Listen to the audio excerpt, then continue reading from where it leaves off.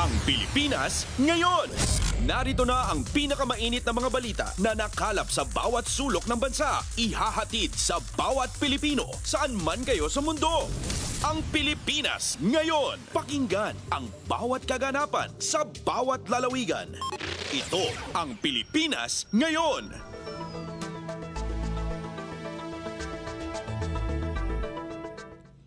Magandang araw po sa ating mga tagapakinig. Welcome po ulit sa ating programang Ang Pilipinas Ngayon. Ito po ang inyong lingkod, Steph Vicente. Samahan niyo po ako sa kabuuan ng ating palatuntunan. Tulad ng dati, mapakikinggan po ang ulat ng ating mga kapatid na himpilan sa probinsya, ang ating mga segmentong balitang negosyo at kalakalan, balitang esports at balitang artista, maging ang ilan sa mga pangunahing balita mula dito sa ating bansa. Yan po sa kabuuan ng ating palatuntunan, ang Pilipinas Ngayon. Mga kaganapan sa Kamaynilaan at mga kalapit na lalawigan dito sa Ang Pilipinas Ngayon.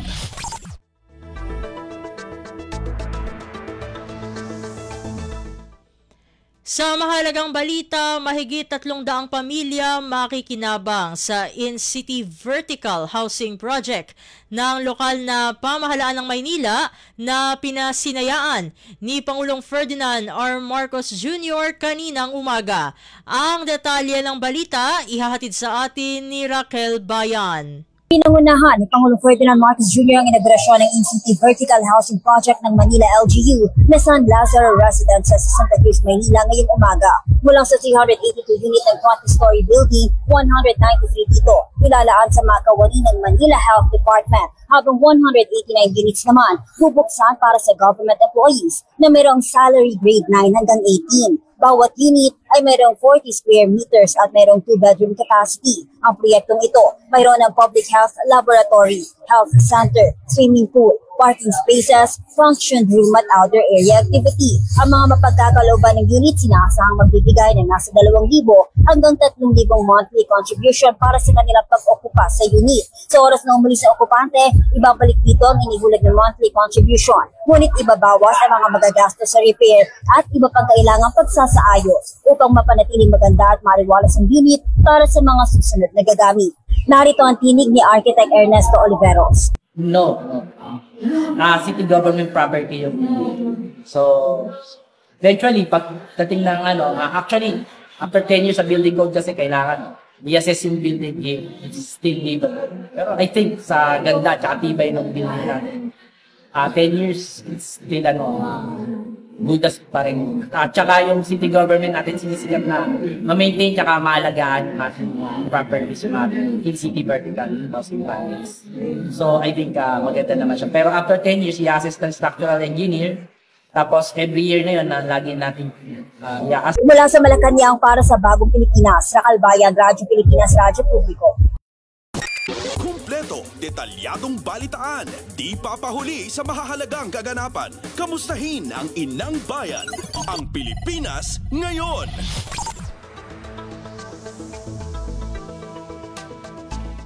Bago tayo bumalik sa ating balitaan, ay tayo makiki-update mula sa ating Commission on Elections o COMELEC dahil ating po nabalitaan na ang petsa po kung kailan maisasagawa na ang BARM parliamentary elections ay sa Marso at 30 ng taong 2026. At kaugnay nito ay kasama natin mismo sa ating linya ng komunikasyon, walang iba kundi ang spokesperson ng COMELEC, walang iba kundi si Director John Rex Laudianco. Director Laudianco, welcome po sa Ang Pilipinas Ngayon. Si Steph Vicente po ito ng Radyo Pilipinas World Service. Magandang umaga po, Ma'am Steph, at magandang umaga po sa lahat ng ating taga-subaybay sa Radyo Pilipinas. Maraming salamat, Director Laudianco, sa pagsama niyo po dito sa aming programa. Una sa lahat, ano po ang dahilan kung bakit itinakda na ng COMELEC itong ang Bangsamoro Parliamentary Elections sa March 30, 2026 kahit wala pa po na redistricting law para dito sa BARM? Tama po kayo dahil dalawa po ang pag-uutos ng Korte Suprema nung kanila pong dininig ang mga petisyon patungkol dun sa mga Bangsamoro Autonomy Act. Una nga po yung redistricting law na inutos po sa ating Bangsamoro Transition Authority. At yung ikalawang bahagi po ay para sa Commission on Elections na itakda at gawin ang halalan not later than March 31, 2026. At dahil po dito, kailangan na pong magtakda ng COMELEC. Sa tuwing halala naman po nilalatag namin sa publiko ang mga importanteng petsa, calendar of activities, prohibited acts. At lalong-lalo na po ngayon, nais naming ibahagi ang lahat ng paghahanda na gagawin namin para sa ating eleksyon. Bagamat wala pa ang districting law at malaking bahagi ng aming paghahanda ay mababatay po sa ilalabas na batas ng pagdidistrito sa farm, ngunit meron po kasi mga periods na kailangan na naming ilabas. Halimbawa po, tulad ng ating election period, tulad po ng ating campaign period, at lalong-lalo na po yung pinakihintay ng lahat, kailan ba talaga ang halalan, at yun nga po ay sa March 30, 2026.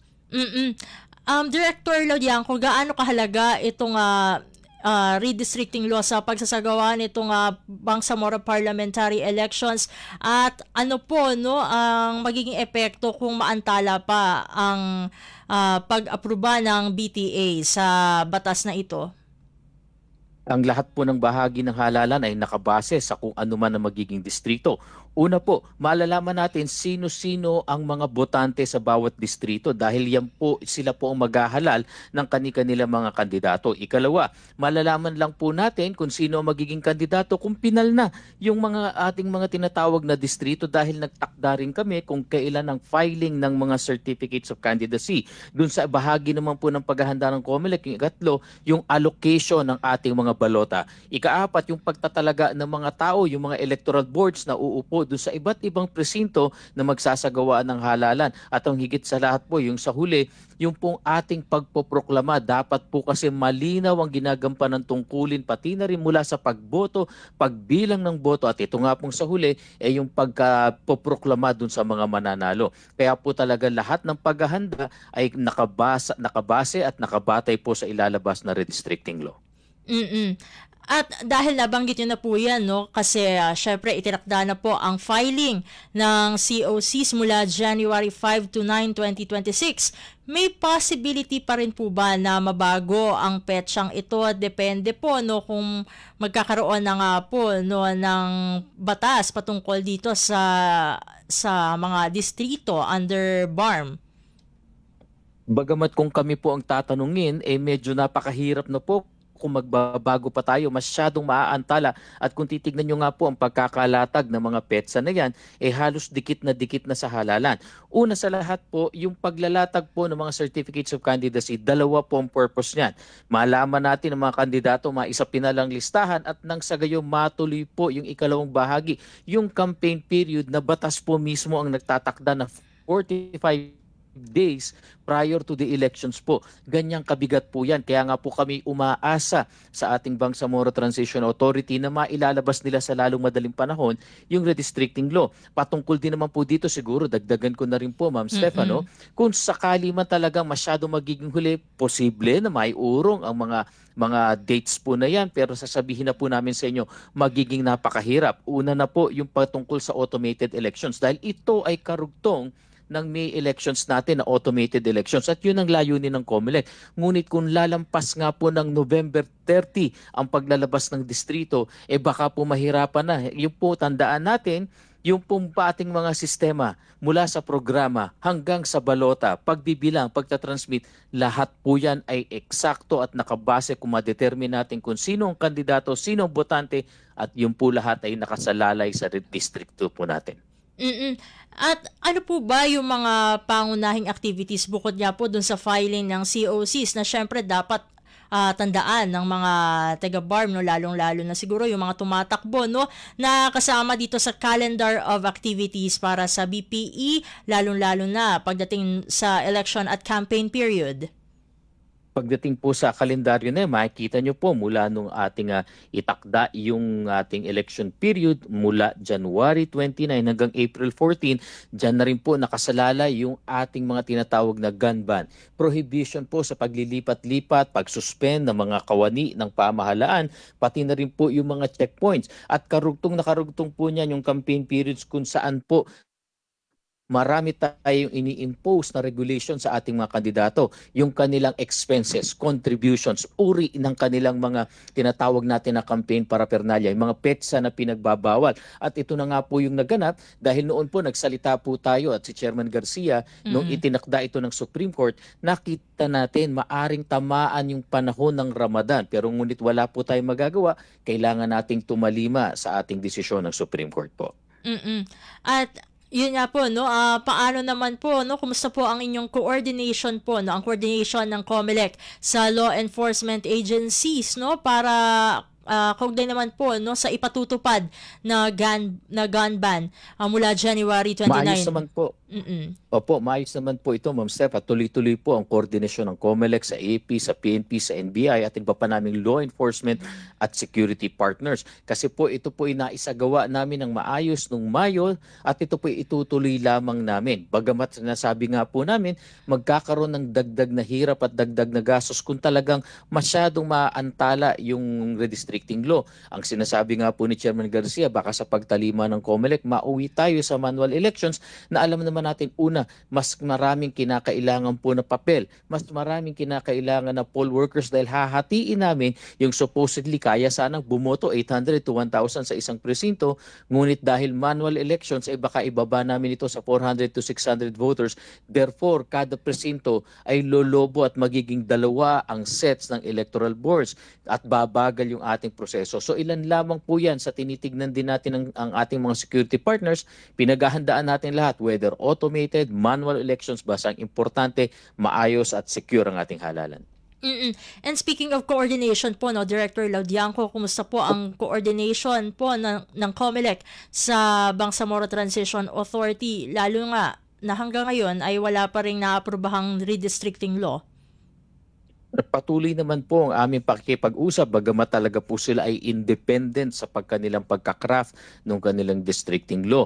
Kami po ay patuloy na nagpapaalala doon sa timelines ng Supreme Court, doon sa aming mga timelines mismo na masyado na pong gipit sa ngayon. Kaya yun nga po, nabanggit ko kanina, umaasa po kami na sa lalong madaling panahon ay mailabas na yan. Sana rin po maunawaan kami ng Bangsamoro Transition Authority kung bakit kami ay nagmamadali na. Hindi po biro ang magsagawa ng halalan sa ganyang kalaking rehiyon.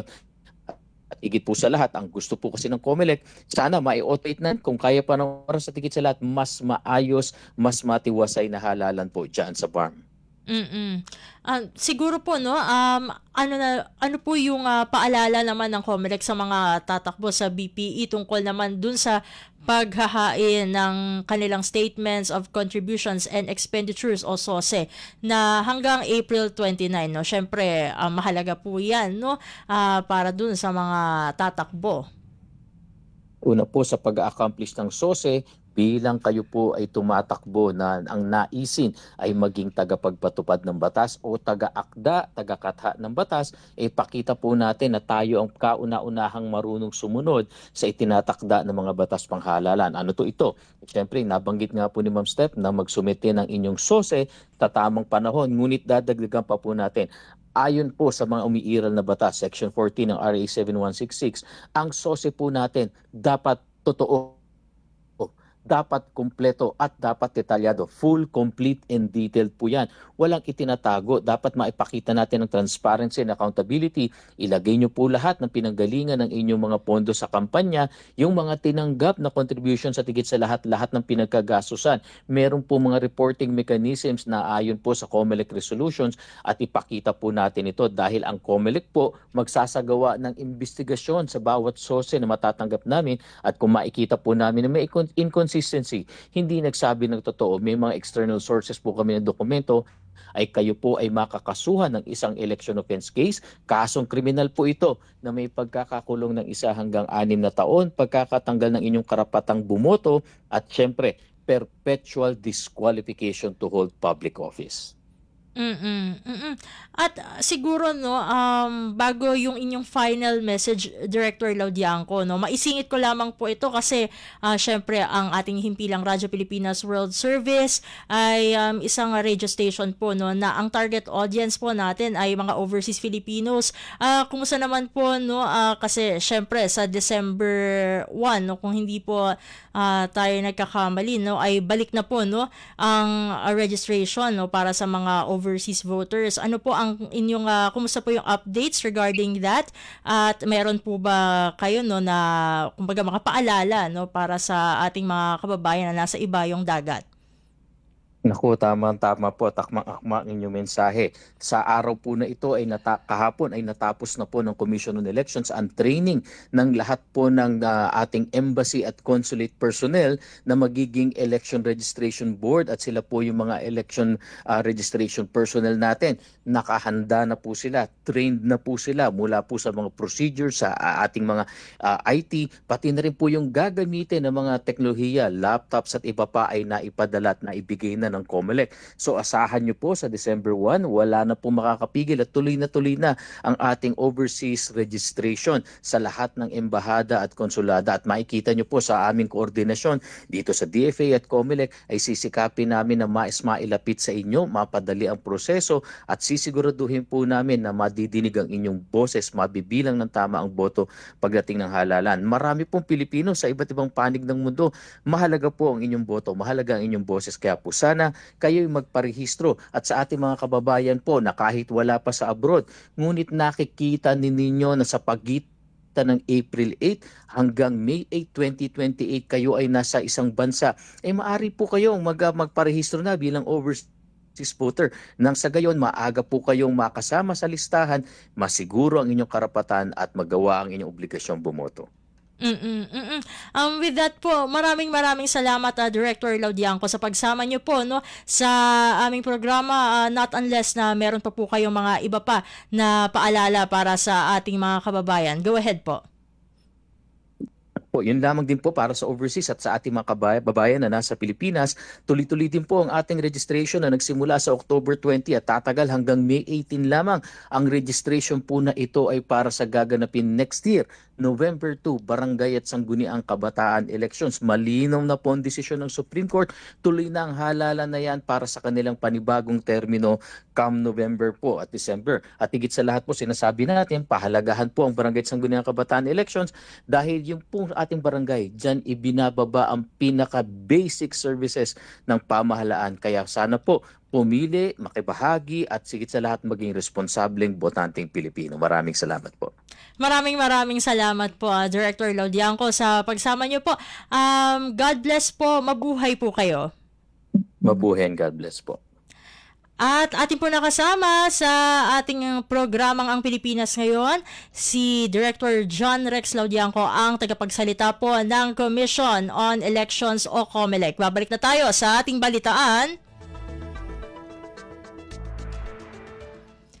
Pangulong Ferdinand R. Marcos Jr. bumisita sa President Corazon Aquino General Hospital sa Baseco, lungsod ng Maynila.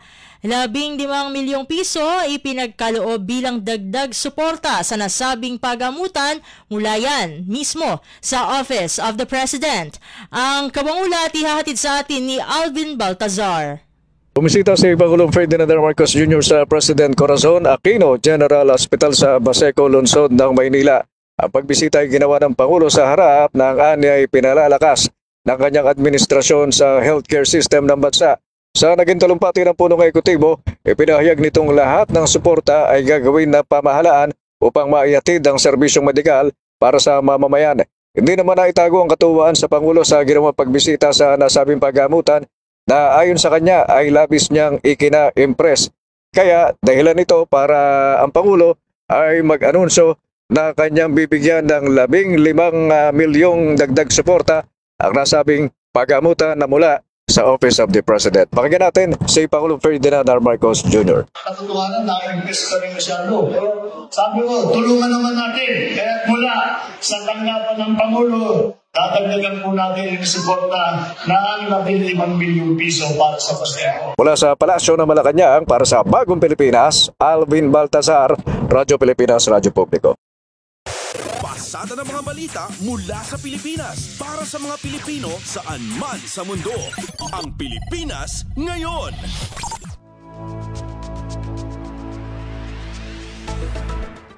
Sa iba pang mga balita, panibagong sigwada ng mga ebidensya at case referral ang matagumpay na naisumite ng Independent Commission for Infrastructure o ICI at Department of Public Works and Highways o DPWH sa Office of the Ombudsman kaugnay pa rin ng mga maanumalyang flood control projects. Ayon kay DPWH Secretary Vince Dizon, ang karagdagang mga ebidensyang ito ang magpapatunay na may mga anomalyang kinasasangkutan ang ilang mga mambabatas.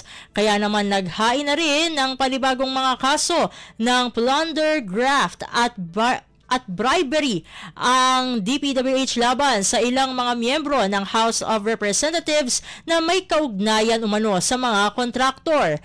Ilan sa mga kinasuhan ay sina dating Representative Elizalde Zaldico, Representative Edwin Guardiola, Representative James Ang Jr., Representative Journey Jet Nisay, Representative Agustina Pancho, Representative Joseph Lara, Representative Noel Rivera, at Representative Francisco Matugas. Ayon naman kay Ombudsman Jesus Crispin Remulla, malaking tulong ang mga ebidensyang ibinibigay ng DPWH at ICI para mapalakas at mapabilis ang pag-usad ng kaso laban sa mga contractors. Mahigit 20 kahon ito, Ombudsman Boying. Ito po ay mga iba't ibang kontrata ng mga kumpanya na pagmimay-ari ng mga incumbent na congressman. Kasama din po si former Congressman Zaldico.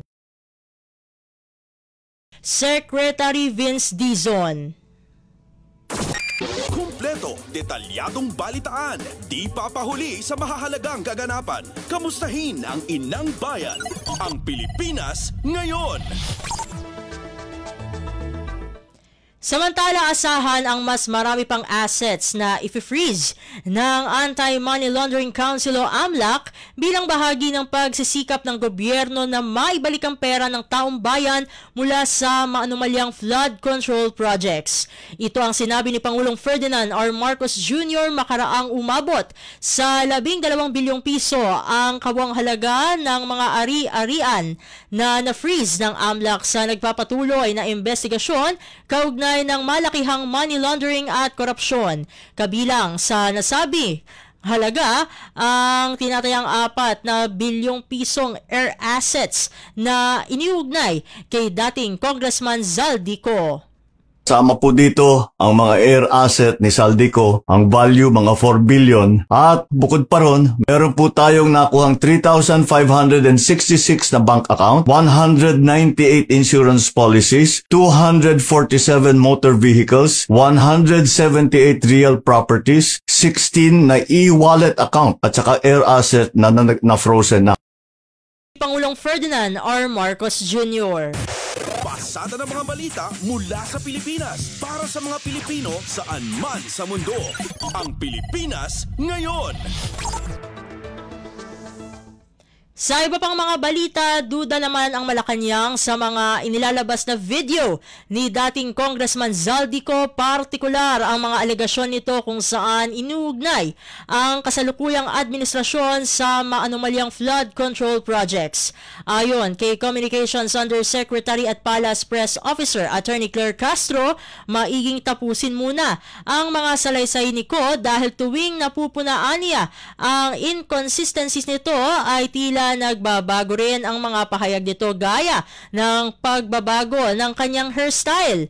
Muli namang hinamon ng Malacanang Siko na umuwi sa Pilipinas at dito ikwento ang kanyang mga revelasyon. Makikita natin ang mga inconsistencies. Hindi lang po tayo, pati yung mga ibang mga lawyers, ibang mga eksperto na bumabasa at nadidinig ang kanyang mga sinasabi at napupuna ang inconsistencies, ginagamot nila sa mga susunod na mga videos. Kung isang araw lang tong ginawa, hindi dapat nababago ang itsura. So it means, lumalabas. Iba-ibang araw to ginawa. At malamang ay bumabase sila sa reaksyon ng tao. Communications Undersecretary at Palace Press Officer Attorney Claire Castro. Kumpleto, detalyadong balitaan, di papahuli sa mahahalagang kaganapan. Kamustahin ang inang bayan, ang Pilipinas ngayon. Samantala, iginiit ni Pangulong Ferdinand R. Marcos Jr. na makakansela pa rin ang pasaporte ni dating Congressman Zaldico kahit maglabas pa ng mga video na nag-aakusa sa kasalukuyang administrasyon. Una nang sinabi ni Pangulong Marcos na sinubukang mang-blackmail ng abogado ni Ko para lang itigil ang pagkansela sa passport ng dating mambabatas kapalit ng hindi nito paglalabas ng video. Tinanggihan naman ito ng punong ehekutibo kasabay ng paggiit na hindi siya nakikipagnegosasyon sa mga kriminal.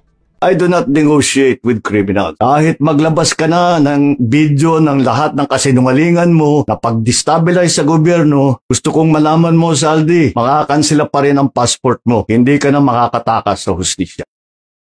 Pangulong Ferdinand R. Marcos Jr.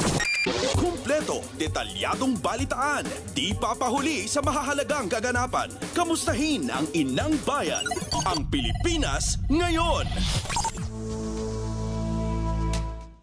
Sa iba pang mga balita, posibleng desperado na si dating Congressman Zaldico kaya't nagtangka na umano itong mang-blackmail sa gobyerno.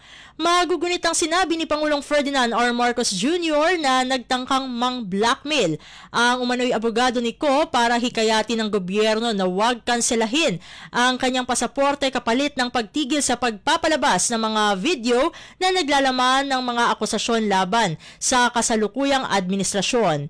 Paniwala ni political analyst Attorney Ed Chico, desperado na si Ko kaya gumagawa na ito ng kung ano-anong kwento sa pangangambang magiging limitado ang kanyang paggalaw sa sandaling makansela ang kanyang passport. Lumiliit yung mundo ng mama eh. So anong gagawin niya? Di-desperado. Magsasalita na siya ng kahit ano. Gagawa na siya ng mga kwento. Pampa-blackmail niya na yan. That's understandable. Kung bakit niya ginagawa yung ginagawa niya. As I said, sa political lang yan. But at the end of the day, it doesn't help his cause. Lalo pa kung titingnan mo yung mga video niya, sa totoo lang naman, o siya magagalit, yung mga ebidensya niya medyo mahihina rin eh. Kahit admissible as evidence yun. Sa Pangulo, wala naman siyang naipakita roon na may personal knowledge siya na tumanggap ng pera ang Pangulo. So paano gagawin mo doon? It remains hearsay. Si political analyst Attorney Ed Chico. Kumpleto, detalyadong balitaan, di papahuli sa mahahalagang kaganapan. Kamustahin ang inang bayan, ang Pilipinas ngayon. Sa iba pang mga ulat, binigyang din ng Malacanang na hindi katanggap-tanggap para sa isang vice-presidente ang pagpapahayag na inaasahan o hinihintay niya ang pagbibitiw ng Pangulo sa pwesto na maituturing na isang uri ng destabilisasyon. Ayon kay Communications Undersecretary at Palace Press Officer Attorney Claire Castro, malinaw na talaga ngayon ang motibo ng lahat ng galaw ng vice-presidente dahil sa naging pahayag niyang ito. Mga aksyon na lalong nagpapahina sa kumpiyansa ng publiko sa administrasyon. Dagdag pa ni Castro na dapat na ring tanungin ng taong bayan o ang taong bayan kung sila ba ay handa na ring tanggapin na maging Pangulo si Vice President Sara Duterte at harapin ang mas marami pang questionableng individual tulad na lamang ni Mary Grace Piatos. It's not acceptable for a vice president to anticipate the resignation of the president. Presidente na pinagsisigawan nilang bumaba sa pwesto. This is definitely a form of political destabilization. Pinapahina niya ang public confidence ng tao sa administrasyon. And those words contribute to the climate of uncertainty and crisis.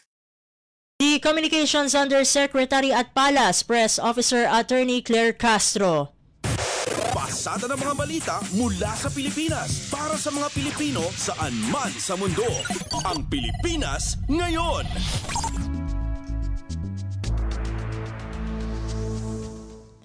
Samantala, nasagip ng mga otoridad ang 7 Pilipino na naipit sa malawakang sunog sa Hong Kong.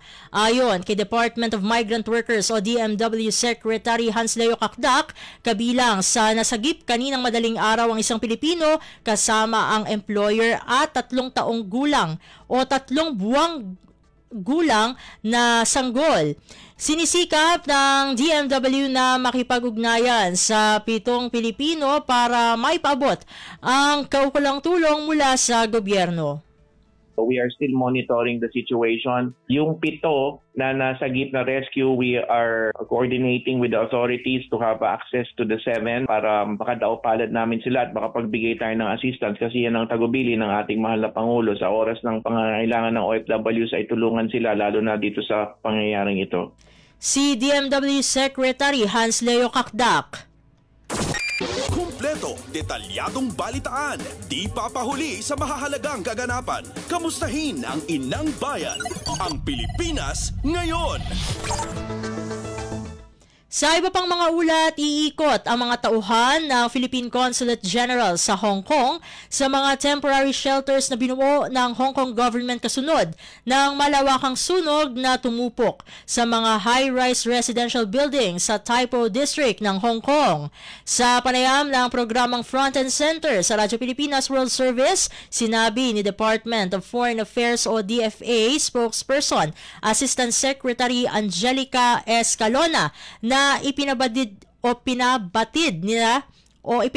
sa kanila ng konsulado ang hakbang upang alamin kung may mga Pilipinong naapektuhan o nadamay sa sunog na nangangailangan ng tulong.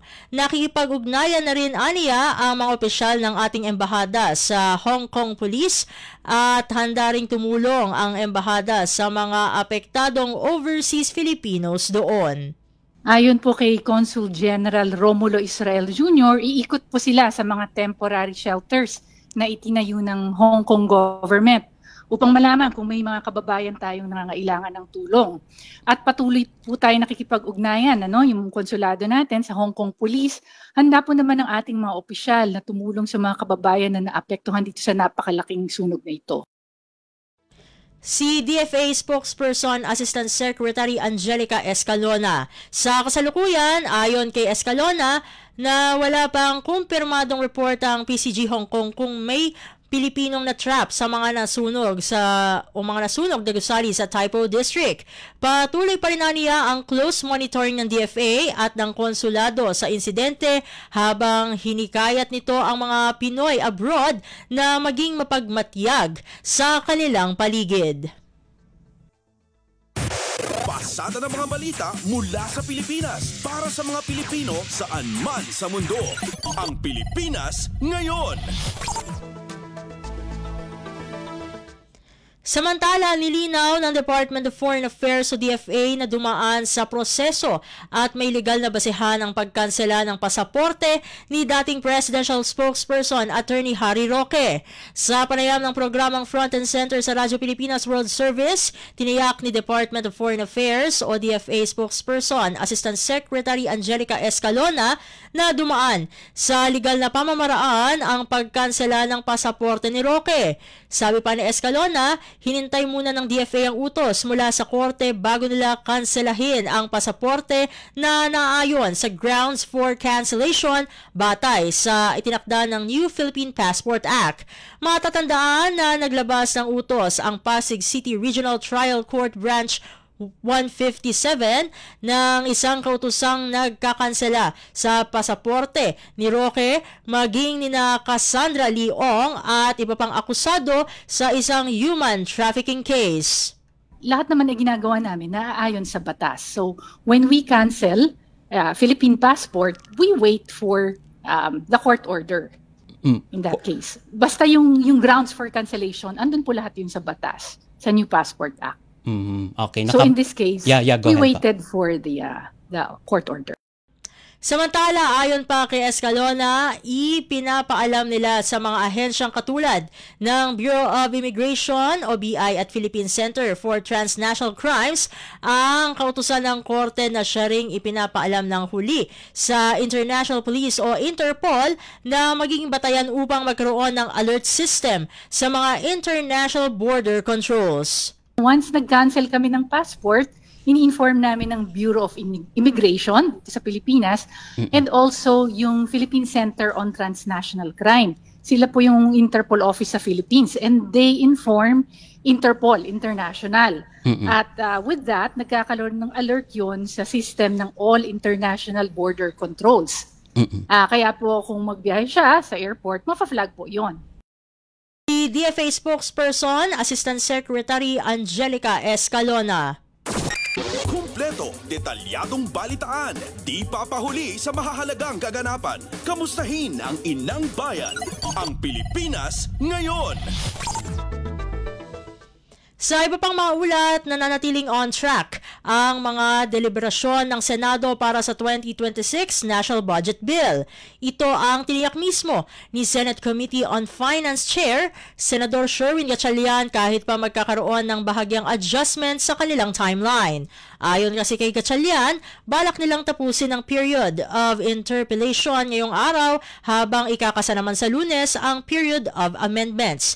Ito'y upang mabigyan ng sapat na oras ang mga senador at ahensya na magpasa ng kanilang mga panukalang amyenda.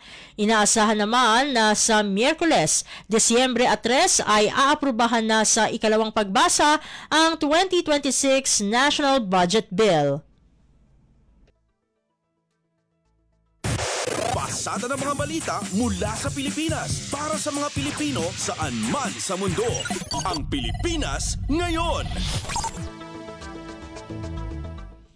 At iyan ang mga may init na kaganapan para sa araw na ito. Samantala, ating antabayanan ang mga ulat mula sa ating mga kapatid na himpilan sa probinsya para sa regional news sa pagbabalik ng Ang Pilipinas Ngayon. Makalipas lamang po ang ilang mga paalala. Mas pinadali na ang government transactions sa tulong ng eGovPH Super App. Pwedeng-pwede mo nang magawa ang lahat ng ito. I-download ang eGov app sa iyong smartphone o tablet mula sa App Store o Google Play Store. Pagkatapos, ilagay ang iyong mobile number at i-authenticate gamit ang one-time PIN o OTP para marehistro ang iyong account. Saka ilagay ang iyong mga pangunahing impormasyon at kumpletuhin ang facial recognition technology para sa verifikasyon ng iyong pagkakakilanlan. Para sa mas mabilis at mas maayos na serbisyong panggobyerno, gamitin na ang eGovPH Super App. Balita mula sa lalawigan sa bawat rehiyon ng ating bayan. Dito sa Ang Pilipinas Ngayon.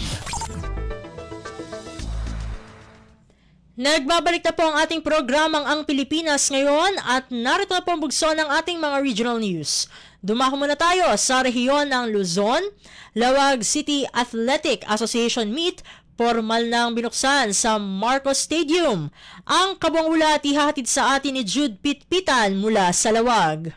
Pormalan ang naglukat ti Lawag City Athletic Association Meet iti kalman na iti Marcos Stadium. Dahiti kat kas panagsagsagana ti Department of Education Division of Lawag City ken dito'y ang mapili dagiti agbaling nga pambato ti division iti Region 1 Athletic Association Meet. Malaksit iti DepEd suportado pa iti lokal na gobyerno daytoy nga aktibidad. Iti mensahe ni Mayor James Brian Alcid impasigurado na suportaran ti lokal na gobyerno dagiti programa amang itandudo kada dagiti agtutubo may salitan dagiti sports activities. Impasigurado na at tumulong da tap no mamentenar iti kinakampyonato iti syudad ti Lawag iti R1AA. Mas nasisita kunana ket dagiti talugading masursuro iti panakapartisipar ti sports kas kuma iti disiplina, respeto, kinagagat, determinasyon, pinagkikinnamayat ken sportsmanship. Namuan yagbayag dagiti payayam aging gana ing tuno Sabado, Nobyembre 29. Manipo dito syudad ti Lawag, Jude Pitpitan para iti Radyo Pilipinas World Service. Balita mula sa lalawigan sa bawat rehiyon ng ating bayan. Dito sa Ang Pilipinas Ngayon. Inyong napakinggan ang ulat ni Jude Pitpitan mula sa Lawag. Puntahan naman natin ang Agoo. turismo at mga produkto ng mga bayan sa La Union 2nd District itinataguyod sa unang media ronda sa lalawigan. Narito si Glenda Sarak para sa balita. In Pasyarte Provincial Government of La Union no PGLU dagiti media personalities manipod La Union, Pangasinan kan Baguio City karigiti ili ti Segunda Distrito ti La Union. Kabayatan daytoy ti manariman ang media agkay sa ronda nga inisyatibo ti provincial government baban iti liderato ni Governor Mario Eduardo Ortega. Segon ken Media Affairs Officer Maryjoy Castillo, tarigagay ti media agkay sa ronda ang maitandudo dagiti saan pay unay analatak a tourist destinations iti probinsya. Kastamutan at tapnat adda amayam ammo dagiti maipampanakkel a one town one product dagitoy a munisipyo. Idi kalman Nobyembre 26, pinasyar dagiti media personalities dagiti ili ti Burgos, Bagulin, Nagilian, Kabakan, Bawang. Daytoy katduwa nga aldaw nga aktibidad nga aglapas tatta Nobyembre 27 ken daytoy ti kaunaan a media ronda ti provincial a gobyerno ti La Union. Manipod aggo La Union, Glenda Bakungan Sarak para ita Radyo Pilipinas World Service. Balita mula sa lalawigan sa bawat rehiyon ng ating bayan. Dito sa Ang Pilipinas Ngayon. Inyong napakinggan ang ulat ni Glenda Sarak mula sa Agoo. Dakoy naman natin ang rehiyon ng Kabisayaan.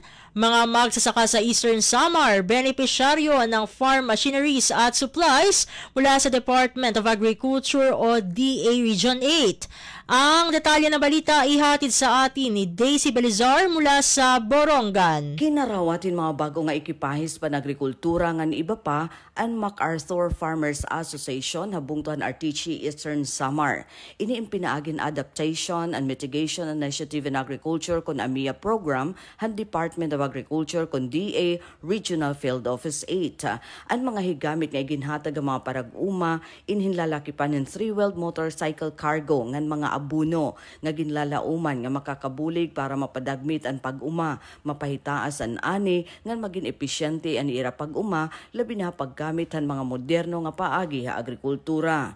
Sumalahan DARFO 8 ang AMEA program inakasintro pagbulig ang mga parag-uma base maging andam nga maging mailob ha pabag-o-bag-o nga klima pinaagi ang teknolohiya higamit nga iba pa nga suporta. Tika nga Borongan City, ini Daisy Lalosa Bilizar para Radyo Pilipinas World Service. Balita mula sa lalawigan sa bawat rehiyon ng ating bayan. Dito sa Ang Pilipinas Ngayon. Inyong napakinggan ang ulat ni Daisy Belizar mula sa Borongan. Puntahan naman natin ang Sogod, 13 LGU ng Leyte kasama sa 2025 Regional Seal of Good Local Governance Champions. Ang kabangulat ihati naman sa atin ni Jevic Epiz. Gipahibalo sa Department of the Interior and Local Government kon DILG Regional Office 8 ang mga mananaog sa 2025 Regional Seal of Good Local Governance Champion o RSG-LGC. Sa lalawigan sa Leyte, matod pa sa DILG Leyte nga misaka ang ihap sa mga nakapasar gikan sa 8 ngadto sa 13 karong tuiga 2025 nga nagpakita sa lig-on nga paningkamot aron mapalambo ang accountability, transparency ug innovation sa lokal na pangangamuhanan. Ang nakaapil isip 2025 RSG-LG awardees sa ang mga musunod: probinsya sa Leyte, City of Baybay, lungsod sa Abuyog, Alang-alang, Albuera, Barugo, Hilongos, Javier, Inupakan, Kalanga, Palompon, Tabon-Tabon ug lungsod sa Tunga. Dako ang pasalamat o giila ni DILG Leyte Provincial Director Annabel D. Asis ang dedikasyon sa mga mayor, sangguniang bayan member, department heads, barangay officials o DILG field officers nga nagtinabangay aron mapaligon ang sistema sa pangangamhanan sa tibok nga lalawigan. Sumala niya nga ilang kolektibong paningkamot mo hinungdan nganong nagpabilin ang Leyte isip usa ka pundasyon sa maayo nga lokal nga pangagamhanan sa Rehiyon 8. Para sa Bagong Pilipinas, Jevic Epis, Radio Pilipinas World Service. Balita mula sa lalawigan sa bawat rehiyon ng ating bayan. Dito sa Ang Pilipinas Ngayon.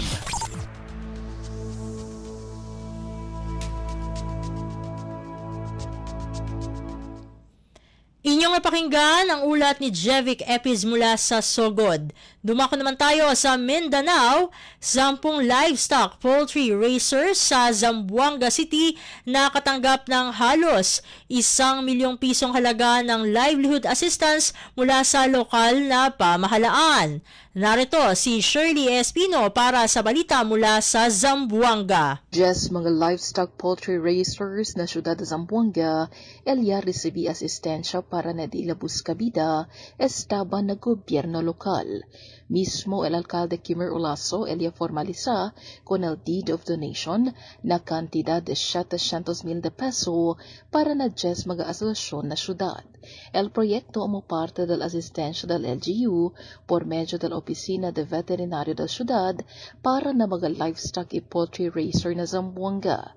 Ese según parte del fiscal year 2024 supplemental budget que objeto ayuda na mga buskabida del mga beneficiaryo y como ayuda na food security program del ciudad. Para na RP Zamboanga iyo si Shirley Espino para na Radyo Pilipinas World Service. Balita mula sa lalawigan sa bawat rehiyon ng ating bayan. Dito sa Ang Pilipinas Ngayon. Inyong napakinggan ang ulat ni Shirley Espino mula sa Zamboanga. Dakoy naman natin ang Butuan, pinakaunang long-term renewable energy solar farm sa Caraga, itatayo sa Butuan City. Narito ang balitang hatid naman sa atin ni Dayanara Hake. Malang pusong gipahigayon ang groundbreaking ceremony alang sa pagtukod sa pinakaunang long-term renewable solar energy farm sa Caraga Region nga gipangunahan ni Butuan City Mayor Lawrence Fortud baguhay lamang. Kini usa ka 13 megawatt peak solar power project nga itukod sa 8 ka ektaryang yuta sa Barangay Bunbun, Butuan City. Ang proyekto usa ka lakang paingon sa greener future sa paggamit og enerhiya nga limpyo og renewable energy nga makatabang nga mapakunhod ang polusyon ug maprotektahan ang biodiversity. Atul sa seremonya gipasigarbo sa mayor nga ang Butuan City ang pinakaunang lungsod sa tibuok nasud nga nakahimo og comprehensive energy development plan nga gihimo niadtong miaging tuig uban sa tawang sa Department of Energy ug University of the Philippines. Matod niini adunay potensyal nga 3,000 megawatts nga solar energy sa syudad ug gisugdan kini karon sa 13 megawatt peak nga proyekto sa Bunbun. Ang proyekto resulta sa panaghiusa sa national ug local government agencies uban sa suporta sa mga pribadong kumpanya ug Infinity Philippines, Chint-Ned Philippines, Longneng Electric, Mobi Solar ug Chint Solar. Gikan sa Radyo Pilipinas Butuan, Dayanara Hake para sa Radyo Pilipinas World Service. Balita mula sa lalawigan sa bawat rehiyon ng ating bayan. Dito sa Ang Pilipinas Ngayon.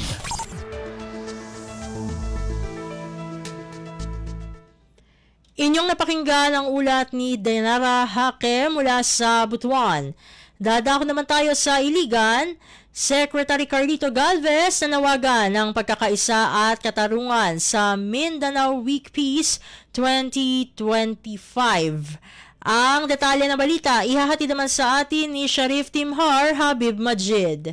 Nanawagan si Office of the Presidential Advisor on Peace, Reconciliation and Unity o OPAPRO Secretary Carlito Galvez Jr. alang sa mas lig-on nga panaghiusa og hustisya sa pagsaulog sa Mindanao Week of Peace 2025 samtang gipasiugdan niya nga ang kalinaw nagsugod sa balay ug gipalig-on sa mga pamilya ug kabatan-unan. Sa iyang mensahe giinsister ni Galvez nga ang mga pamilya ang nagbugna sa kabalak-an ug pagsinabtanay nga nagpalig-on sa kalinaw. Samtang ang mga kabatan-unan aktibo sab nga miapil sa mga isyu sa katilingban nga adunay kaisog, kaluoy ug pagkamamugnaon. Gipunting sab niya ang padayon nga pag-uswag sa Mindanao isip pa matuod sa determinasyon sa katawhana nga magpadayon sa kalinaw ug nanawagan og masugot nga pagtinabangay ug panaghiusa alang sa kaayuhan sa tanan ug sa usa ka pangandoy sa usa ka malinawon ug makiangayon nga Mindanao. Dugang pa ni Galvez gipasiugdan niya nga isip usa ka komunidad nga gipundok sa panaghiusa. Adunay katungdanan ang tanan sa pagpalambo sa kalinaw bisan asa sama sa kapilya, masjid, tunghaan o komunidad aron makabuot ang makiangayon ug malungtaron nga kalinaw alang sa nasud. Samtang ang Mindanao Week of Peace gisaulog matag katapusang semana sa Nobyembre, pinaagi sa Proclamation number 675 nga nagtumong sa pagpalig-on sa panaghiusa, kalinaw ug hustisya sa rehiyon. Gikan sa Radyo Pilipinas Iligan, Kini Sheriff Timhar, alang sa Radyo Pilipinas World Service. Balita mula sa lalawigan sa bawat rehiyon ng ating bayan. Dito sa Ang Pilipinas Ngayon. Inyong napakinggan ang ulat ni Sheriff Timhar Habib Majid mula sa Iligan. Dito na nagtatapos ang ating regional news. Dadako na tayo sa ating mga segmento. Sa pagbabalik ng Ang Pilipinas Ngayon, aming pong ihatid sa inyo ang segmentong Balitang Negosyo at Kalakalan sa pamagitan ng ating kasamang si Bea Gaza de Guzman. Makalipas lamang po ang ilang mga paalala. Paano nga ba mag-register para magkaroon ng schedule sa Bagong Pilipinas Presidential Action Center? Narito ang mga dapat gawin. Gamit ang iyong mobile device, pumunta sa eGovPH app. Pwede itong i-download mula sa Apple App Store o sa Google Play Store. Gumawa ng account. Ilagay ang email address, valid mobile number, pagkatapos ay makakatanggap ka ng one-time code sa iyong email. Gamitin ang code sa eGov app para sa verification ng iyong account at ng mga impormasyong ibinigay. Congratulations! Meron ka ng eGovPH app account. Pwede mo na ma-access ang iba't ibang serbisyo ng gobyerno kabilang ang mga serbisyo sa Bagong Pilipinas Presidential Action Center. Itinuloy na po natin ang zero balance billing. Libre po. Ibig sabihin, ang serbisyo sa basic accommodation sa ating mga DOH na ospital, wala nang babayaran ang pasyente. Po, ang dami pong challenge, hindi po namin alam kung saan namin kukunin, ganon, nag-iisip kung paano namin mababayaran. Siyempre po, masayang-masaya, super saya po dahil na zero billing po kami. Opo, malaking po talaga, malaking tulong po. Mabilis lang din po. Bayad na ang bill ninyo. Uulitin ko, wala nang kailangan bayaran ng pasyente basta sa DOH Hospital dahil bayad na po ang bill ninyo. Naiyak ako kasi sobrang saya. Maraming salamat po, Mr. President Bongbong Marcos Jr. Hindi kami nagkamali ng taong ihinalal.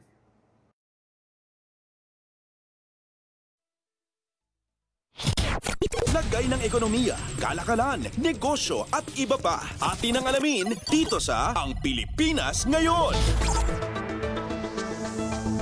Nagbabalik ang programa ang Pilipinas Ngayon. Narito na po ang ating balitang negosyo at kalakalan.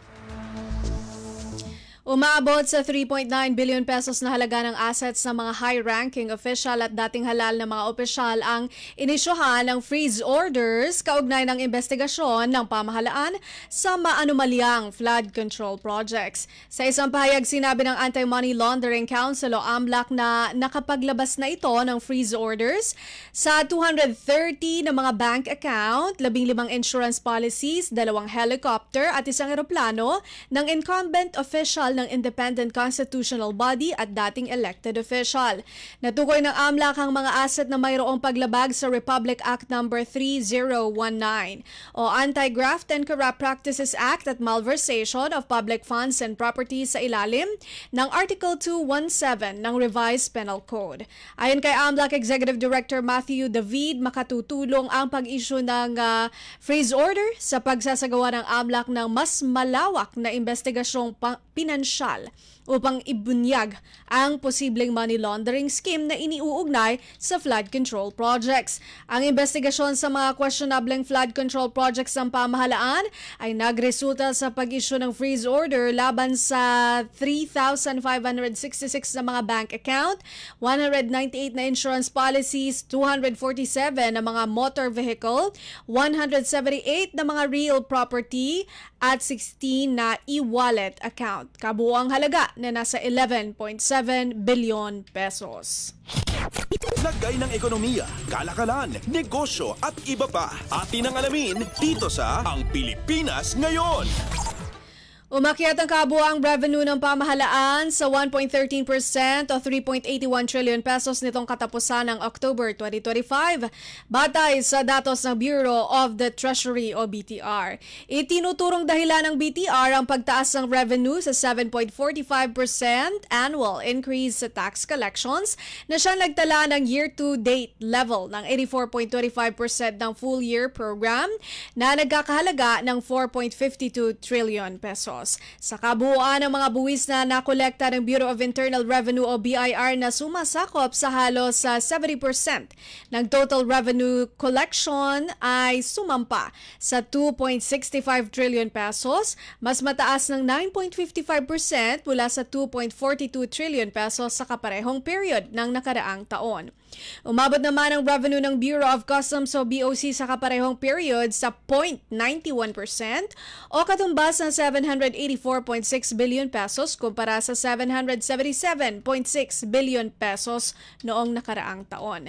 Nakapagbigay kontribusyon naman ang ibang tanggapan ng nasa 31.2 billion pesos na halaga ng buwis, mas mataas ng 7.48% sa annual basis. Para naman sa non-tax revenues na kapagbigay ang BTR, nag 209.6 billion pesos, mas bababa sa 224.7 billion pesos ng nakaraang taon. Samantala, nag-ambag naman ng iba pang tanggapan ng 131.7 billion pesos, mas mababa sa 58.12%. Sa buwan ng October 2025 lamang, umabot ang revenue sa 441.7 billion pesos, mas mababa sa 473.1 billion pesos noong nakaraang taon. Lagay ng ekonomiya, kalakalan, negosyo at iba pa. Atin ang alamin dito sa Ang Pilipinas Ngayon. May mga gabay na ang mga negosyante para sa pagrehistro sa Securities and Exchange Commission o SEC. Sa isang pahayag, inanunsyo ng SEC na mas lalo pa nitong pinaghusay ang SEC Academy platform. Sa tulong ng academy.sec.gov.ph, mas pinadali na para sa mga user ang step-by-step process sa company registration sa pamamagitan ng mas pinasimpleng electronic processing ng aplikasyon sa pagpaparehistro. Ito ay upang tiyakin ang pagtalima sa mga rekisitos at mas pinadaling pag-access ng SEC Digital Services sa pamamagitan ng paglikha ng account sa ilalim ng Electronic SEC Universal Registration Environment o eSecure.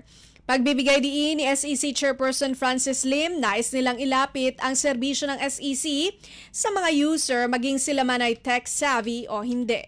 Sa pamamagitan nito, anya, ma-empower ang mga negosyante na gawin ang unang hakbang sa pag-incorporate ng kanilang mga negosyo. Ayon sa SEC, kabahagi pa rin ito ng inisyatiba ng ahensya sa pagsusulong ng inobasyon at paggamit ng teknolohiya.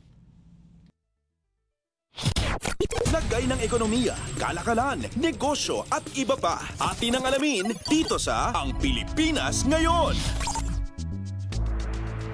Ikinalugod ng ilang business group sa bansa ang desisyon ng Bureau of Internal Revenue o BIR na suspindihin ang pag-issue ng Letters of Authority o LOAs at Mission Orders o MOs para sa proteksyon ng mga taxpayer.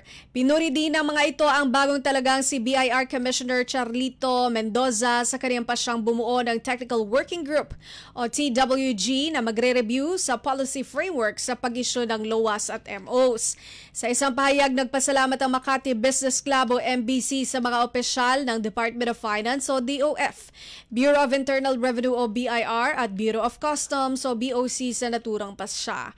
Naniniwala kasi ang MBC na ginagamit lamang ang mga itong instrumento upang gatasan ng pera ang mga responsable at lehitimong mga taxpayer sa halip na targetin ang mga tax evaders. Suportado rin ng grupo ang plano ni Mendoza na gawin ng tax administration na predictable, evidence-based, technology-driven at patas. Nangako ang MBC na makikipagtulungan ito sa mga naturang ahensya upang makamit ang tunay na reforma sa direktiba ni Pangulong Ferdinand R. Marcos Jr. na epesyente at patas na koleksyon ng mga buwis. Lagay ng ekonomiya, kalakalan, negosyo at iba pa. Atin ang alamin dito sa Ang Pilipinas Ngayon. Halos 99.92% ng 1,284 retail businesses sa buong bansa na na-monitor para sa compliance ng price freeze sa basic commodities ay tumalima sa regulasyon maliban sa isang violator sa Metro Manila. Nag-issue na ang Department of Trade and Industry o DTI ng show cause order para sa posibleng overpricing sa may-ari ng establishmento. Bigyan ito ng 48 oras upang magpaliwanag ayon sa DTI. Nagbaba ang ahensya ng 60 araw na price freeze sa mga pangunahing bilihin simula noong Nobyembre 6. Kasunod ng deklarasyon ng Malacanang ng State of National Calamity upang tugunan ang epekto sa ekonomiya ng Bagyong Tino, international name Kalmegi, at Super Typhoon Uwan, international name Fung Wong. Sa ilalim ng Price Act o Republic Act 7581, otomatikong ibinababa ang price freeze sa mga pangunahing bilihin sa mga lugar sa ilalim ng State of Calamity sa loob ng 60 araw, maliban na lamang kung tatanggalin ito ng Pangulo ng mas maaga sa 60 araw. Ayon kay DTI Secretary Cristina Roque, araw-araw nagsasagawa ng inspeksyon ang monitoring team upang tiyakin ang pagtalima ng mga establishmento. Lagay ng ekonomiya, kalakalan, negosyo at iba pa. Atin ang alamin dito sa Ang Pilipinas Ngayon. Pawakas sa ating balita negosyo at kalakalan, narito na ang palitan ng piso kontra sa ibang mga salapi ngayong araw, November 27, 2025. Ang United States dollar ay nasa 58 pesos 84 centavos, ang Japan yen 38 centavos, Singapore dollar 45 pesos 36 centavos, South Korea won 4 centavos, China yuan 8 pesos 32 centavos, Hong Kong dollar 7 pesos 56 centavos, United Kingdom pound 77 pesos 92 centavos, European Monetary Union euro 68 pesos 23 centavos, Canada dollar 41 pesos 90 centavos at Saudi Arabia rial 15 pesos 69 centavos. Lagay ng ekonomiya, kalakalan, negosyo at iba pa. Atin ang alamin dito sa Ang Pilipinas Ngayon. At yan ang ating balitang negosyo at kalakalan. Ito po si Bea Gaza de Guzman ng Radyo Pilipinas World Service. Antabayanan po ang balitang pampalakasan hatid sa atin ni Leo Magpayo. Sa pagbabalik po iyan ng Ang Pilipinas Ngayon, narito muna po ang ilang mga paalala. Mabilis ang trivia, dagdag talino. Heto na ang Dagling Kaalaman. Ngayong tag-ulan, kasabay ng baha ang banta ng leptospirosis, isang sakit na dulot ng bakterya mula sa ihi ng hayop, kadalasan mula sa daga. Narito ang mga dapat tandaan para makaiwas. Iwasang lumusong sa baha kung hindi kinakailangan. Kung lumusong, agad na maghugas o maligo gamit ang sabon at malinis na tubig. At kung may sintomas, agad na kumonsulta sa doktor para sa tamang gamutan. Protektahan ang sarili at pamilya. Iwas leptospirosis, iwas peligro. Stay safe, kabayan! Kaunting kaalaman na malaking dagdag talino. Abangan muli ang susunod na Dagling Kaalaman. Updates at pinakahuling mga usapin sa mundo ng palakasan. Atin ang pakinggan dito sa Ang Pilipinas Ngayon.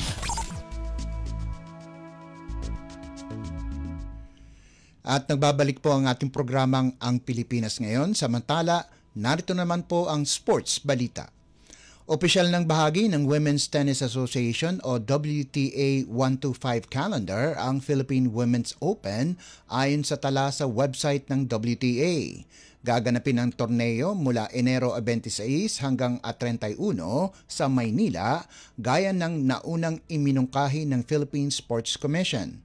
May nakalaang kabuang papremyo na 115,000 dolyar para sa naturang kaganapan. 32 manlalaro ang magtatagisan sa singles draw habang 16 na pares naman ang lalahok sa doubles draw. Kasabay ng torneo ang Australian Open na tatakbo mula Enero 18 hanggang Pebrero 1. Ayon sa website ng WTA, ang WTA 125 series na kinabibilangan ng Guadalajara 125, Jingshan Tennis Open at Zhou WTA 125 ay nag-aalok sa parehong mga batikang manlalaro ng WTA at mga bagong talento ng pagkakataong itaguyod ang kanilang karera at umangat hanggang sa pinakamataas na antas ng WTA Tour. Noong nakaraang Setyembre, nakuha ni Filipina tennis star Alex Ayala ang kanyang unang WTA 125 title sa Guadalajara. Updates at pinakahuling mga usapin sa mundo ng palakasan. Atin ang pakinggan dito sa Ang Pilipinas Ngayon. Nakuha ng De La Salle University ang mahalagang panalo kontra sa karibal na Ateneo 78-72 nitong Miyerkules sa larong ginanap sa Smart Araneta Coliseum upang masiguro ang ika-4 at huling pwesto sa UAAP Season 88 Men's Basketball Playoffs. Sa tagumpay na ito, naiwasan ng Green Archers ang 3 koponan na step-ladder playoff at nagtapos na may record na 8-6. Bumawi si Jacob Cortez mula sa kanyang mga naunang pagkukulang at nagpakitang gilas sa 20 puntos. Ang kanyang clutch mid-range jumper sa huling minuto ang nagpatibay sa panalo habang pinananatili niyang hindi makabawi ang Ateneo. Kilala bilang Cool Cub, ipinakita ni Cortez ang kanyang tikas sa ilalim ng pressure. Nagambag din si Mike Phillips ng malaking papel sa pamamagitan ng double-double na may 13 puntos at 16 na rebounds, sahog pa ang 4 na assists. Ang kanyang putback basket sa huling minuto ang bumasag sa 72-all na pagkatabla bago tuluyang tinapos ni Cortez ang laban sa kanyang tira kontra kay Waki Espina. Ibinahagi ni Coach Topex Reyes o Robinson ang kahalagahan ng Ateneo-La Salle rivalry at sinabi niyang matagal na niyang pinangarap ang ganitong pagkakataon. Para sa Ateneo, nagtapos ang isang roller coaster season. Bagaman nagpakita ng galing, hindi sila nakapasok sa playoffs. Nasayang ang pinagsamang 31 puntos ni Kimani Ladi at Dominic Escobar na hindi sapat upang pahabain ang kampanya ng Blue Eagles. Updates at pinakahuling mga usapin sa mundo ng palakasan. Atin ang pakinggan dito sa Ang Pilipinas Ngayon. Pinawi ng Mapua University ang kanilang twice-to-beat disadvantage matapos magwagi ng 73-58 laban sa College of St. Benilde sa kanilang NCAA Season 101 quarterfinals nitong Miyerkules na ginanap sa Phil Oil Eco Oil Center. Sa panalo, napilitan ng Blazers sa isang do-or-die na laban sa Biyernes. Nagpasiklab si Cyril Gonzalez mula sa bench na may 17 puntos at 3 steals, kabilang ang 11 puntos sa ika-4 na quarter upang muling makontrol ng Cardinals ang laro. Nagdagdag si JC Recton ng 11 puntos na may 3 tres at 9 na rebounds, habang si Cyrus Cuenco ay may 10 puntos at 6 na boards. Nahirapan si Clint Escamis na makapuntos, nagtala lamang ng 2 free throws at mintis ang lahat ng 10 tira sa field. Gayunman, sapat ang opensa ng Mapua upang palawigin sa 4 na magkakasunod na panalo ang kanilang playoff mastery kontra Benilde bilang ganti sa pagkatalo noong elimination round 75-65. Nagkaroon ng run ang Benilde sa ikatlong quarter, binawasan na ang lamang sa 42-38 matapos ang tres ni Tony Inot. Ngunit matibay ang depensa ng Mapua, pinigil ang Blazers sa 27% shooting. Ibinahagi ni Assistant Coach Marlon Martin na naging susi ang mga paalala at aktibidad ni Coach Randy Alcantara upang maging iisa ang mentalidad ng koponan. Sa panig ng Blazers, nagtala ng tig-10 puntos sina Ian Torres at Sean O'Malley habang may 8 puntos si Inot. Updates at pinakahuling mga usapin sa mundo ng palakasan. Atin ang pakinggan dito sa Ang Pilipinas Ngayon.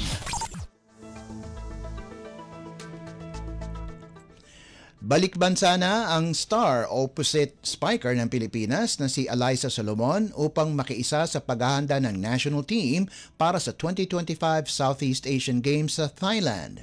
Opisyal siyang sinalubong nitong Martes matapos i-anunsyo ng Alas Pilipinas Volleyball Team ang kanyang pagbabalik. Pansamantalang iniwan ni Solomon ang kanyang kampanya sa Japan SV League kasama ang JT Marvelous upang palakasin ang pambansang koponan sa biennial na torneo. Malaking tulong ito habang hinihintay ng national pool ang pagtatapos ng 2025 Premier Volleyball League o PVL Reinforced Conference kung saan inaasahang madaragdagan pa ang mga manlalaro. Matapos ang pagkakaalis ng Signal at Capital One sa quarterfinals, inaasahang sasama sa build-up sina Don Katindig, Vanny Gandler, Belia Belen at Leila Cruz. Nagpahayag naman si Belia Belen ng pag-asa na mas marami pang miyembro ng Alas ang makakadalaw sa training camp. Sa pagbabalik ni Solomon at pagdating ng iba pang manlalaro, mas nagiging buo ang Alas Pilipinas para sa kanilang kampanya sa Thailand.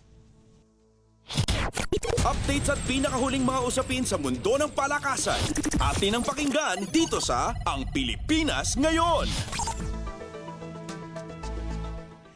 At bilang pangwakas sa ating segmentong sports balita, muling lumapit ang Chris Cross sa ika-4 na sunod-sunod na finals appearance matapos malusutan ang matinding pagbabalik ng Savoge Aesthetics sa 5 set na laban sa 2025 Spikers Turf Invitational Conference na ginanap sa Inares Center sa Montalban. Tinapos ng King Crunchers ang laban sa score na 25-19, 25-14, 23-25, 18-25 at 15-12 upang makapagtala ng 3-1 record at makapasok sa 3-way tie na malulutas sa huling araw ng round-robin semifinals. Muling nagpakitang gilas ang 3 beses na most valuable player na si Jude Garcia. Kumamada ito ng 5 magkakasunod na puntos sa ikalimang set bago tuluyang tinapos ni Jayron Riquinton ang laban sa kanyang off-the-block hit matapos ang 2 oras at 11 minutong bakbakan. Nagtapos si Garcia na may 25 puntos mula sa 24 na attacks at 1 service ace, habang si Riquinton ay may 19 na puntos mula sa 15 attacks, 3 service ace at 1 block. Nagabag din si Nico Almendras ng 10 puntos at 13 excellent receptions, habang sina Poy Colinares at Gian Glorioso ay may tig 8 at 7 puntos na may 4 na blocks bawat isa. Nagbigay si Adrian Villados ng 23 excellent sets at pinatatag ni John Pepito at Manuel Sumangid ang depensa sa 12 receptions at 10 digs. Sa panig ng Savage, bumangon sila mula sa 0-2 na pagkakabaon sa likod ng 23 puntos ni Mark Calado, 15 ni Daniel Nicolas at 14 ni Giles Torres, ngunit kinapos sa huling sandali. Nagdagdag si Shawi Caritativo ng 7 puntos at 16 na receptions, habang si Rico Marmeto ay nagtala ng 32 excellent receptions. Ang pagkatalo ay nagpilit sa Savage na makipagduelo sa Kinday University na may 3-1 record din sa Huwebes. Updates at pinakahuling mga usapin sa mundo ng palakasan. Atin ang pakinggan dito sa Ang Pilipinas Ngayon. At yan ang pinakahuling balita sa larangan ng palakasan. Ito po si Leo Magpayo. Samantala, antabayanan nyo naman po ang ating segmentong Balitang Artista na ihahatid sa inyo ni Mama JT. Yan po sa pagbabalik ng ating programang Ang Pilipinas Ngayon, pagkalipas lang ng ilang paalala. Mabilis ang trivia, dagdag talino. Heto na ang Dagling Kaalaman. Ngayong tag-ulan, kasabay ng baha ang banta ng leptospirosis, isang sakit na dulot ng bakterya mula sa ihi ng hayop, kadalasan mula sa daga. Narito ang mga dapat tandaan para makaiwas. Iwasang lumusong sa baha kung hindi kinakailangan. Kung lumusong, agad na maghugas o maligo gamit ang sabon at malinis na tubig. At kung may sintomas, agad na kumonsulta sa doktor para sa tamang gamutan. Protektahan ang sarili at pamilya. Iwas leptospirosis, iwas peligro. Stay safe, kabayan. Kaunting kaalaman na malaking dagdag talino. Abangan muli ang susunod na Dagling Kaalaman. Ang latest, ang hottest sa showbiz and entertainment. Heto na sa Ang Pilipinas Ngayon.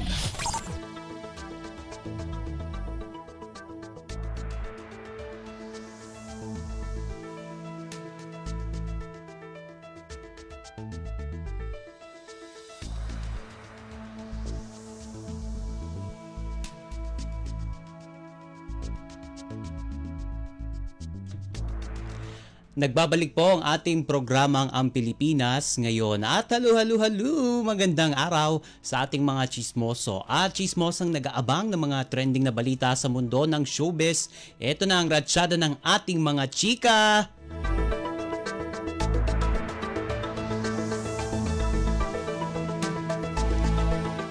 Ito, nagpalagay ng bagong tattoo ang TV host na si Kuya Kim Atienza bilang pag-alala sa kanyang yumaong anak na si Eman Atienza. Sa Instagram, ipinakita ni Kuya Kim ang kanyang bagong tattoo na kapareho sa tattoo ng kanyang pumanaw na anak na si Eman nga. Ito ay isang musical note at paru-paro, mga simbolong malapit sa kanyang anak. At bukod dyan ay isinama rin ni Kuya Kim ang paboritong quote ni Eman mula kay Friedrich Nietzsche tungkol sa dancing to the music na hindi naririnig ng iba at nag-iwan ng paalala na be a little kind. Matatandang ikunento ni Eman sa isang vlog ni Tony Gonzaga noong nakarang taon ang kahulugan ng tattoo niya. Pahayag na ito ay paalala ng kanyang kalayaan na sumayaw sa sariling tugtugin ng masaya at payapa. At sa magkaiwalay na post, nagbalik tanaw din si Kuya Kim sa masayang alaala nila ni Eman sa programang Matanglawi noon sa ABS-CBN Kalakip ang pasasalamat sa mga sandaling iyon. Ang latest, ang hottest sa showbiz and entertainment. Heto na sa Ang Pilipinas Ngayon.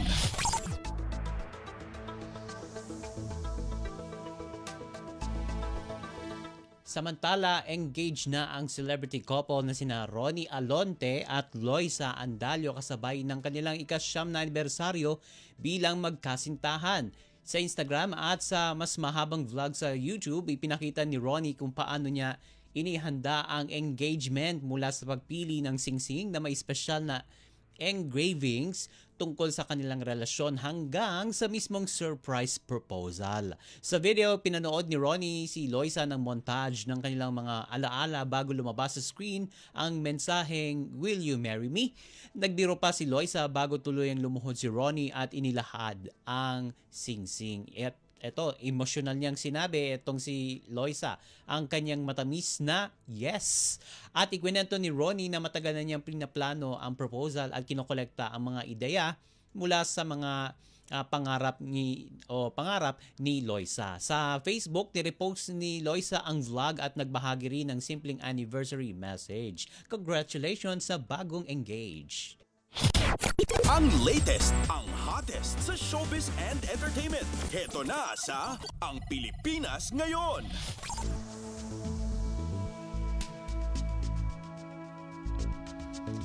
Iwas politika muna si Leyte 4th District Representative Richard Gomez dahil sa tensyon at kontrobersya sa Kongreso, kabilang ang mga issue sa korupsyon at flood control.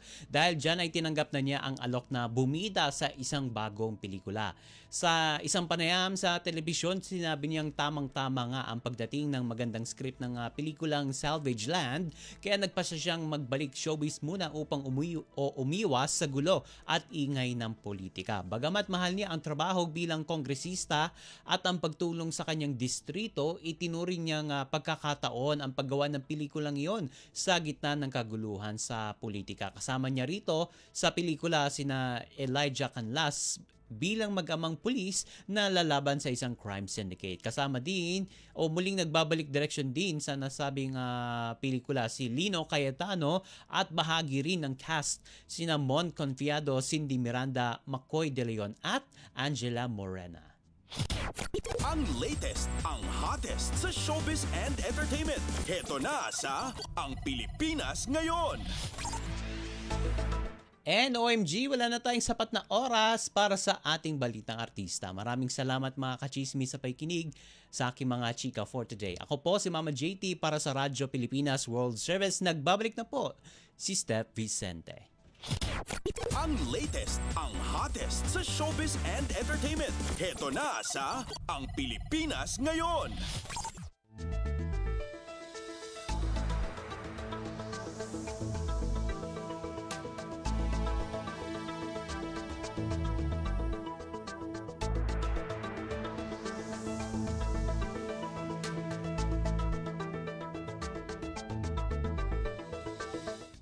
Inyo pong napakinggan ang ating segmentong Balitang Artista. Yan po ang kabuuan ng ating programa para sa araw na ito. Samantala, magpapasalamat na tayo sa ating mga nakasama sa studio na sina Milo Jonella, Susan Aison, Hiro Lucero, Justin Osias at Anthony Pimentel. Pinasasalamatan din natin ang ating executive producer para sa araw na ito na si Jerome Toledo. Salamat din sa mga naghatid ng mga ulat mula sa Kamaynilaan at mga probinsya. Pinasasalamatan din natin ang mga naghatid sa atin ng segmentong Balitang Negosyo at Kalakalan na si Bea Gaza de Guzman, ng segmentong Balitang Sports na si Leo Magpayo at ng segmentong Balitang Artista na si Mama JT. At syempre, maraming salamat sa ating station manager na si Mr. Ray Sampang. Maraming salamat po hanggang sa susunod na edisyon ng ating palatuntunan. Huwag kalimutang mag-like, mag-follow at mag-subscribe na sa mga social media account, page o channel ng Radyo Pilipinas World Service upang maging laging updated sa mga mahalagang balita. At syempre, abangan nyo rin ang ating mga shortwave frequencies para dun sa mga tututok sa atin sa shortwave radio pagsapit ng Disyembre. Ito pong muli ang inyong lingkod, Steph Vicente. Mabuhay po tayong mga Pilipino. At yan ang Pilipinas Ngayon. Muling samahan sa parehong oras at alamin ang pinakahuling mga kaganapan at balita saan man kayo naroon. Ang Pilipinas Ngayon.